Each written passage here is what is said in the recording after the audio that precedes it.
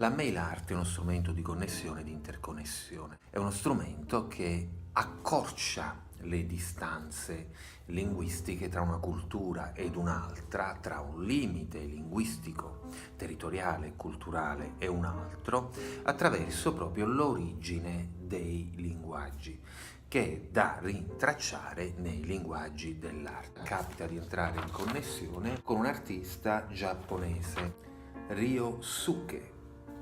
Bulletin board, il suo portfolio ed è Ryosuke ci invia una grande mappa concettuale dei linguaggi dell'arte da rimettere in circolo, che ben illustra topograficamente, toponomasticamente, quali e quanti siano le possibilità di interconnessione tra linguaggi, come se fosse una grande mappa delle immagini e dei linguaggi a disposizione dei singoli artisti che nel tempo la ricevono e si orientano e comprendono diversi linguaggi e diverse ricerche che fanno tutte quante capo al tempo presente e al contemporaneo.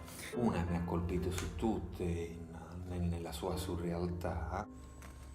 Questo androgino, non si sa bene se uomo o donna, dai pettorali cascanti fallici, a segnare quanto e come stiamo mutando anche dal punto di vista della ricerca del piacere, ricerca che è strettamente interconnessa a certe modifiche, a certe forzature, a certe mutazioni in corso d'opera nell'umano in relazione a quello che sarà.